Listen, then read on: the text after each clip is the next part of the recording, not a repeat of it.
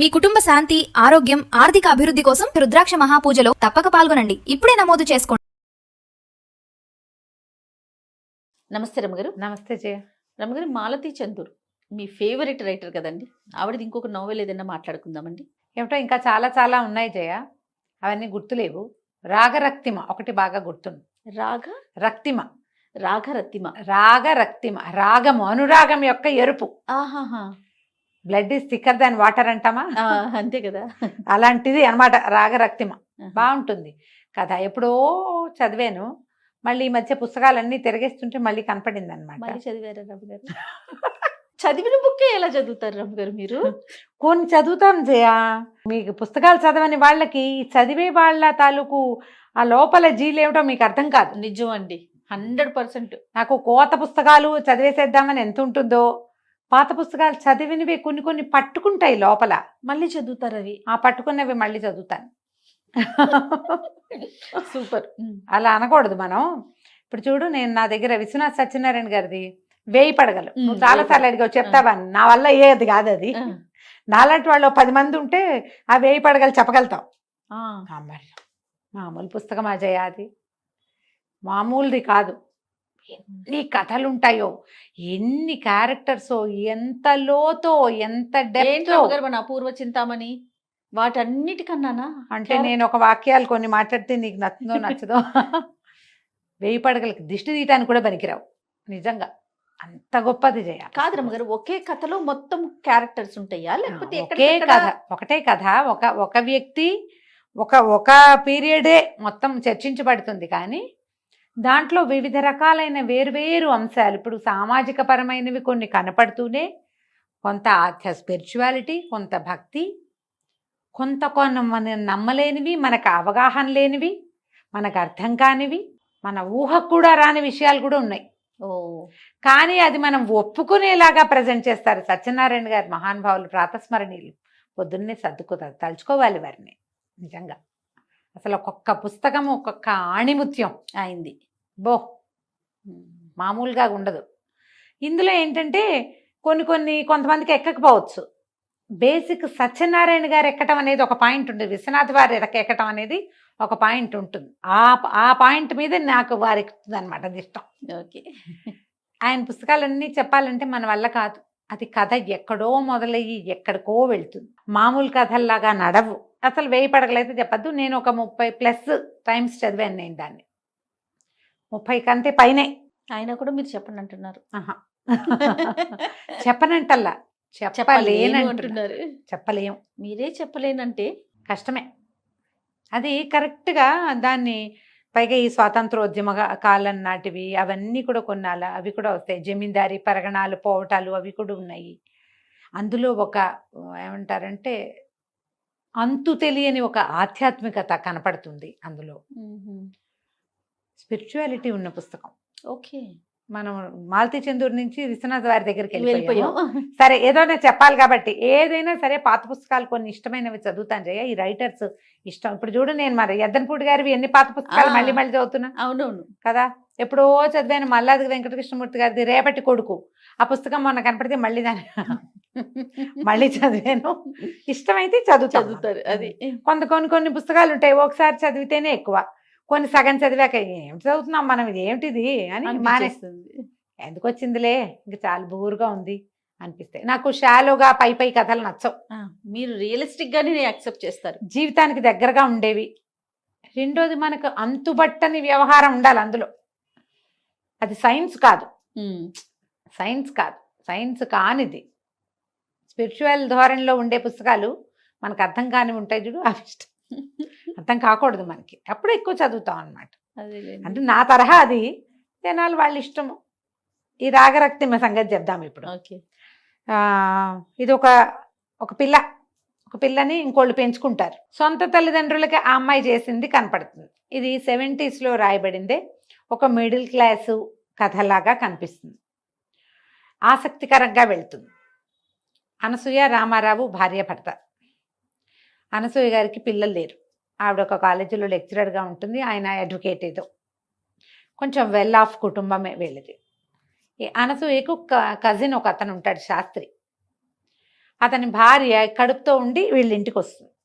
ముందు 2 పిల్లలు ఉంటారు, 3వ ప్రెగ్నెన్సీ. 3ఓసారి కొంచెం ఏదో ఇబ్బంది అయ్యేదో ఇక్కడికి వచ్చి వీళ్ళ ఇంటికి వచ్చి ఇక్కడి నుంచి పెళ్ళికి వెళ్తారు. పెళ్లి నుంచి తిరిగి వస్తుంటే అమ్మాయికి ఏదో ఒంట్లో చాలా ఇబ్బంది అవుతుంది. సరే ఓ డాక్టర్ని పిలిపించి చూపిస్తారు. చూస్తే ట్విన్స్ లాగా తెలుస్తారు. ముందో 2 పిల్లలు ఈ ట్విన్స్ తోటి ఆ అమ్మాయి చేసుకోలేదని, ఆ ముందున్న 2 పిల్లల్లో రమేష్, వసంత 2 పిల్లలు. ఆ వసంతని చిట్టి అని పిలుస్తారు. అది చక్క బొద్దుగా గుణగుణలాడుతూ బాగుంటుంది.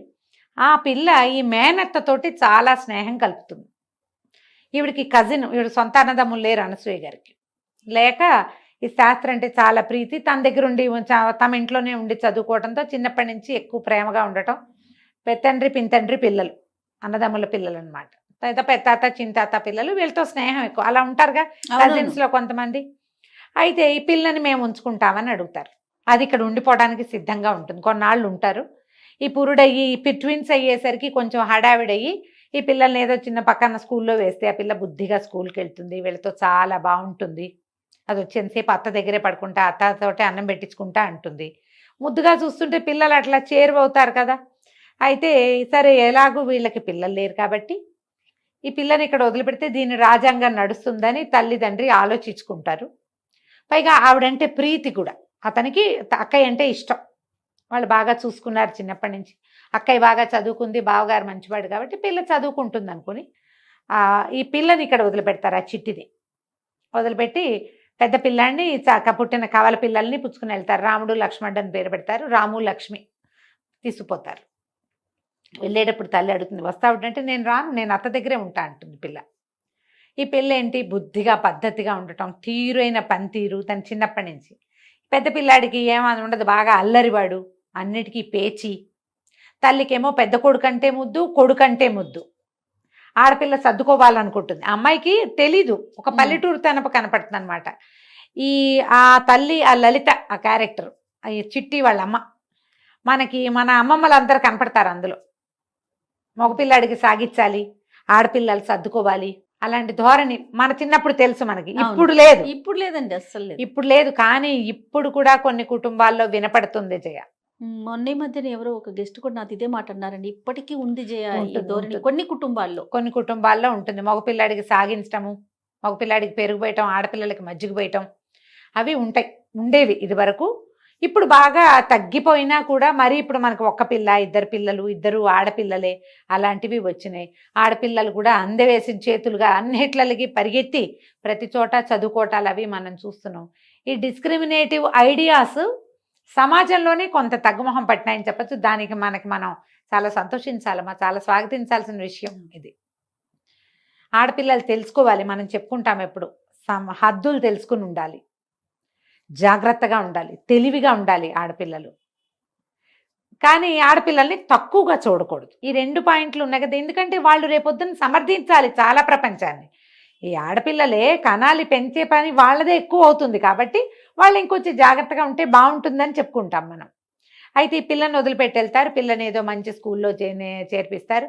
మామయ్యతో కలిసి కారులో వెళ్ళటం, అది అత్త మామయ్య కాస్త మెల్లిగా మమ్మీ డాడీలోకి వచ్చేస్తుంది పిల్ల. స్కూల్లో అందరూ మీ మమ్మీయా అని అడుగుతున్నారు, నేను మమ్మీ అని పిలుస్తానని మమ్మీ డాడీ అలవాటు చేసుకుంటుంది, వీళ్ళతో ఉండిపోతుంది. ఆ తల్లికి తర్వాత మళ్ళీ ప్రెగ్నెన్సీ, మళ్ళీ 2 పిల్లలు పుడతారు. అంటే వెరసి 5 పిల్లలు ఉన్నారు వాళ్ళ దగ్గర. ఈ పిల్ల ఇక్కడ ఉంటుంది.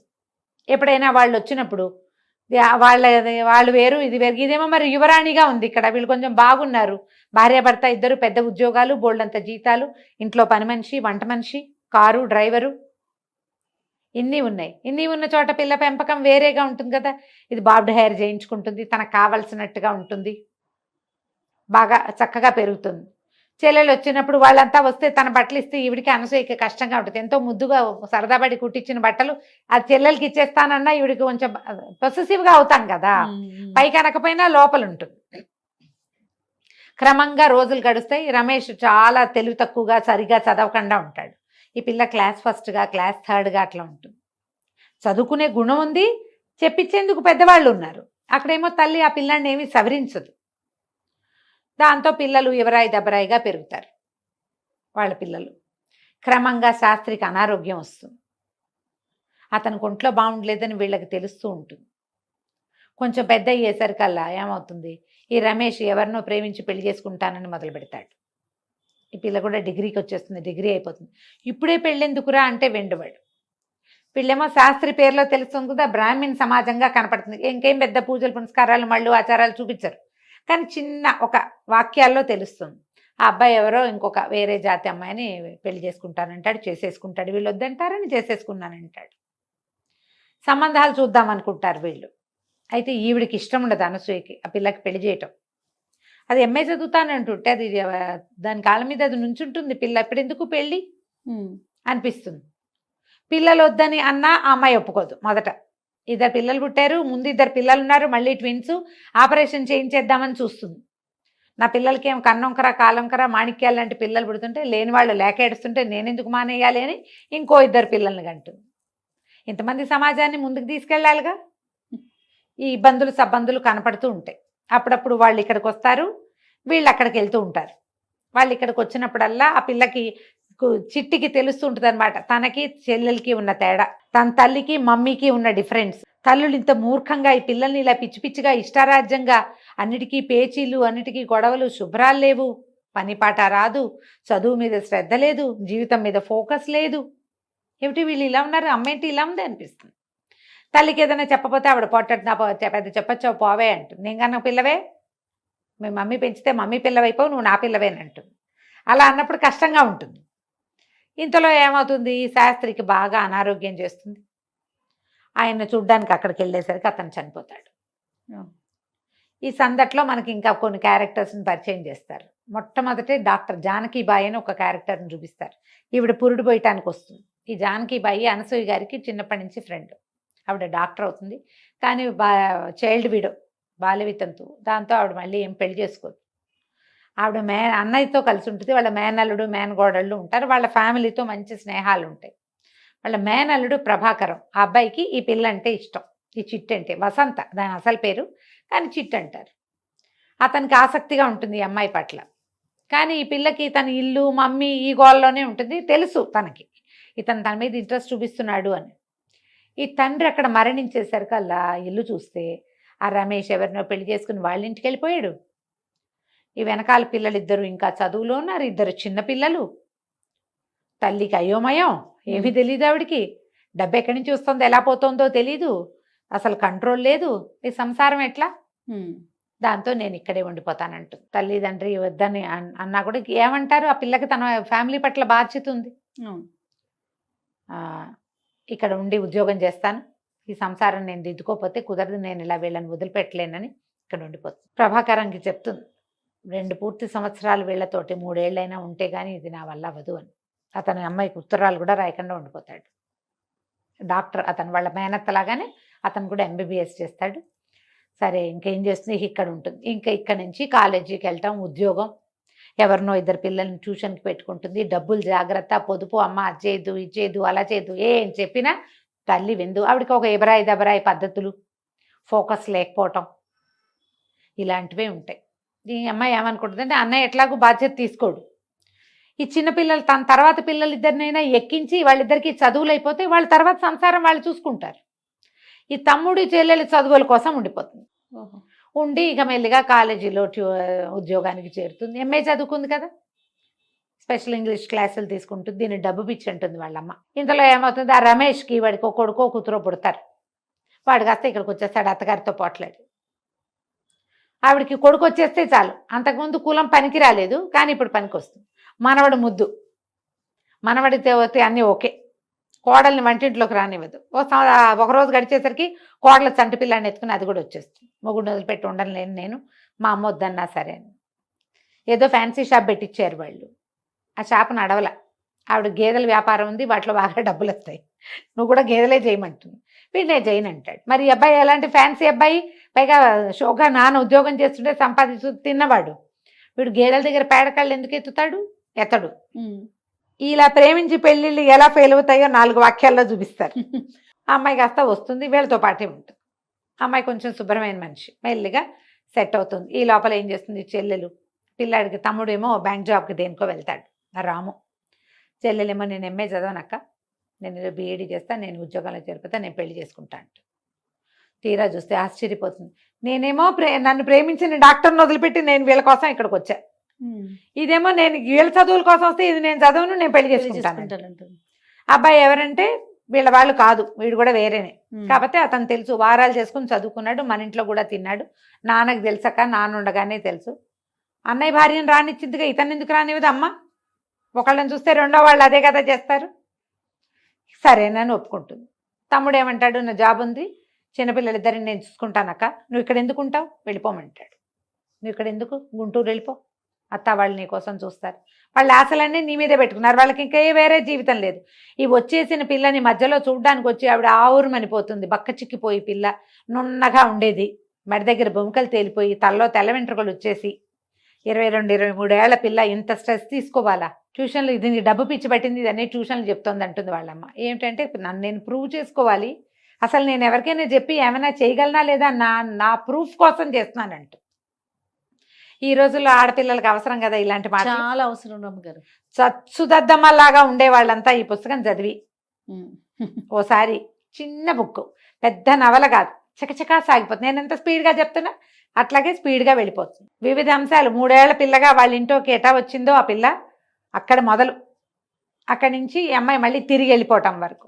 సరే ఏం చేస్తుంది, ఆ చెల్లెల్ని అడుగుతుంది, నేను వెళ్ళిపోనా, నువ్వు వెళ్ళిపో, నేను పెళ్లి చేసుకుంటాను, మన ఇంట్లోనే ఉంటాడు, పర్వాలేదు, అతనికి వేరే సంసారం లేదు, చిన్నపిల్లలిద్దరిని నేను రాము చూసుకుంటాం, మాకు పర్వాలేదు, అన్నయ్య ఇక్కడే ఉన్నాడు కాబట్టి అన్నయ్య అమ్మని చూసుకుంటాడు, మాకేం ప్రాబ్లం లేదని చెప్పేస్తారు వాళ్ళు. మేము వెళ్ళి చూసుకోగలం, నువ్వు వెళ్ళిపో, ఇప్పటిదాకా చేసావు 3 ఏళ్ళ నుంచి ఇక్కడే ఉండి, వాళ్ళని వదిలిపెట్టి మమ్మల్ని వదిలిచ్చావు కదా, చాలు వెళ్ళిపోమంటారు. ప్రభాకరంకి ఉత్తరం రాస్తుంది, నేను వచ్చేస్తున్నాను, ట్రైన్కి వస్తాను, నన్ను తీసుకెళ్ళమని. సరే ఈవిడ దగ్గరికి వచ్చి అనసూయ గారి దగ్గర కారు అడుగుతాడు. ఆవిడ ఆశ్చర్యపోతుంది, జానకిబాయి దగ్గర కారు ఉంది, నాకు మా కారు ఎందుకు తీసుకెళ్తున్నాడు అనేది ఆవిడకి అర్థం కాదు. సరే ఆ కారు తీసుకొచ్చి ఆయన కారు ఎక్కించుకుంటాడు, ఆ ఊరంతా తిప్పి, నువ్వు ఒక రోజు రాత్రి ఎలా వచ్చావో మీ అత్త నువ్వు 100 సార్లు చెప్పారు, మీ మామయ్య కూడా ఆ రోజు రాత్రి చిట్టి ఎట్లా వచ్చింది మా ఇంటికి అని, అలాగే అదే టైంకి నేను తీసుకెళ్ళి మా మమ్మీకి అప్పచెప్తాను నేను అని చెప్తాడు. ఈ పిల్ల పెంపుడు వెళ్ళినా కూడా దత్తత ఒక వేరే ఇంట్లోకి వెళ్ళి వాళ్ళకి ప్రపంచంగా మారినా కూడా తమ ఇంటి పట్ల బాధ్యతగా ఉన్న ఒక అమ్మాయి. సింపుల్ కథ ఇది. ఆడపిల్లలు బాధ్యతలు నేర్చుకోవాలి. పెళ్ళిళ్ళు అయిపోయాక లేదా పెళ్ళి కాకముందు వీళ్ళతోటి మాకేమిటి అనేవాళ్ళు. ఇప్పుడు బాధ్యత తీసుకునే ఆడపిల్లలు ఎంతమంది ఉంటున్నారో తీసుకొని వాళ్ళు కూడా ఉన్నారు కదా జయ. ఉన్నారు రమ్మగారు, ఉన్నారు. అమ్మా నాన్నకి 2 ఆడపిల్లలు అయితే పెళ్ళి వాళ్ళు చావు వాళ్ళు చస్తారని వదిలిపెట్టేసేవాళ్ళు. ఒక్క ఆడపిల్ల అయినా సరే వాళ్ళని ఇక్కడ విడిచేసి ఫారిన్ వెళ్ళిపోతున్న వాళ్ళు. ఒక్కతే పిల్ల ఫారిన్ వెళ్ళిపోతాం, మీ అమ్మా నాన్న గతి ఏమిటి? వీళ్ళు ఎవరిని చూసుకుని బతకాలి? వాళ్ళకి ఏం ఆసరా? అలాంటి వాళ్ళు ఉన్నారా? వాళ్ళకు ఒక చెంపపెట్టుగా ఉంటుంది ఇది. సింపుల్ వాక్యాలతో తేలికపాటి కథనంతో వెళ్ళిపోతుంది. అప్పుడే 7-8 సార్లు చదివి ఉంటా చిన్నప్పుడు, ఈ బుక్ మొదటిసారి చదివినప్పుడు. మళ్ళీ చదువుతుంటే నాకు అనిపించింది ఇది ఒక బాధ్యతని నేర్పే కథ. ఈజీగా సింపుల్గా పోయింది చూడు. కానీ తల్లిదండ్రుల తాలూకు ఒక తెలివి తక్కువతనం, మూర్ఖత్వం. ఆ కాలంలో 5-6 పిల్లలు ఉండే కాలం ఇది కాదు, పాతకాలపు కథ ఇది, 70లో కథ కదా. అయినా కూడా మనం అప్పటి సామాజిక పరిస్థితులు ఏమిటి, 19 వచ్చేసరికి పెళ్లి చేసేద్దాం అనుకునేవాళ్ళు. అందులోనే మళ్ళా ఒక నవీనత్వం ఏముంటుందంటే, ఈ అనసూయ గారికి పిల్లలు లేరు. పిల్లలు లేకపోవటం వాళ్ళిద్దరిలోనూ చిన్న చిన్న తేడాలు ఏవో ఉంటాయి. వాళ్ళు ఎంత సంతోషంగా ఉంటారో భార్యాభర్త ఒకళ్ళతో ఒకళ్ళు. ఈ దొరికిన పిల్లని పెంచుకుంటారు. అదే పిల్లని పెంచుకోవటం అనే పాయింట్ కూడా ఆ కాలంలో ఉండేది. ఇది కూడా ఒక మంచి ఐడియాగా తోస్తుంది నాకు. ఇలాంటి రకరకాల ఐడియాలు సింపుల్గా మానవ సంబంధాలని తేలికగా, అందులో ఉండే చేదుని కూడా తేలికపాటి వాక్యాల్లో అందించేస్తారు మాలతి గారు. ఈ కథ చదవండి, ఎక్కువ ఖరీదు ఉండదు, పుస్తకం చిన్నది, 2 గంటల్లో చదివేసేయచ్చు, 1 గంటన్నర 2 గంటల్లో. 70-80 రూపాయలు ఉంటుంది అంతే, 100 రూపాయల లోపే. కథ చదవండి, తెలుసుకోండి. తప్పకుండా. నమస్తే. నమస్తే జయ.